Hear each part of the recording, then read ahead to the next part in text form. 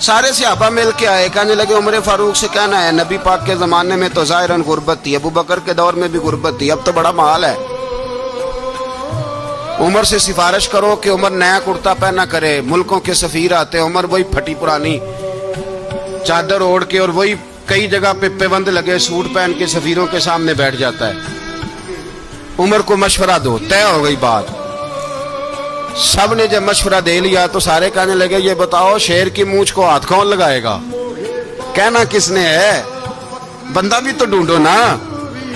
میں کہا جناب میرا یہ خیال ہے کہ مولا علی شیر خدا کہیں گے، کیونکہ جس شخص کی عمر کو سب سے زیادہ حیا کرتے دیکھا وہ شیر خدا مولا علی ہے رضی اللہ تعالی علی کہیں گے، اس لیے کہ جناب علی تو کئی دفعہ جب گفتگو کرتے تھے تو حضرت عمر چپ کر جاتے تھے اور فرماتے تھے علی نہ ہوتا تو میں ہلاک ہو جاتا، تو کہا علی سے کہو۔ جناب علی شیر خدا کو بلایا، کس کام کے لیے؟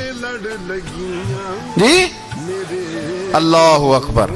یہ ذرا آپ نے اس دور پہ اس بات کو ذرا لاکا جناب ان سے کہیں کہ زیادہ نہیں، ایک کرتا نیا پہن لے، سفیر آتے ہیں وزیر آتے ہیں تو ایک کرتا نیا پہن لے۔ حضرت علی کو بلایا، آپ فرمانے لگے کوئی اور بات ہوتی تو میں کہہ دیتا، یہ والی میں نہیں کہہ سکتا، کوئی اور ہوتی تو میں عمر کو کئی دفعہ کہہ دیتا ہوں، جلال میں بھی تو سن، یہ والی میں نہیں کہہ سکتا، میں تمہیں ایک مشورہ دیتا ہوں۔ کہ وہ کیا؟ کہنے لگے سیدہ عائشہ صدیقہ سے کہو، وہ مومنوں کی ماں ہیں، عمر ٹالے گا نہیں۔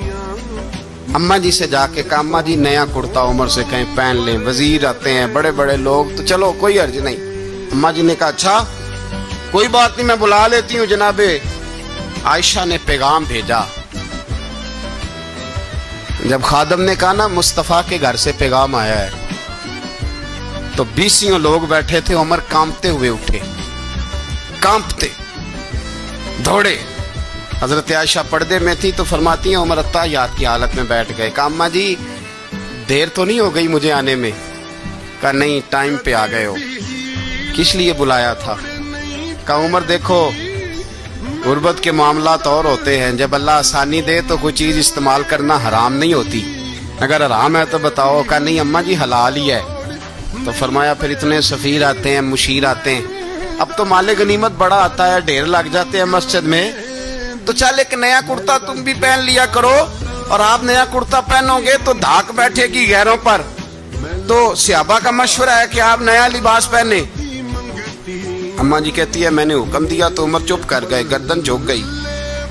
تھوڑی دیر کے بعد سیدنا عمر فاروق نے سر اٹھایا تو داڑھی پہ آنسو گر رہے تھے، رو پڑے، کہنے لگے پاک محبوب کی پاک بیوی جیسے حکم کرتی ہو میں حاضر ہوں، پر مجھے وہ والا لباس پہنانا جو میرے مصطفیٰ نے پسند فرمایا ہے، اگر یہ رنگ رسول پاک کا ہے تو میں حاضر ہوں، اور اگر نبی پاک کا نہیں تو پھر جیسے آپ حکم کریں۔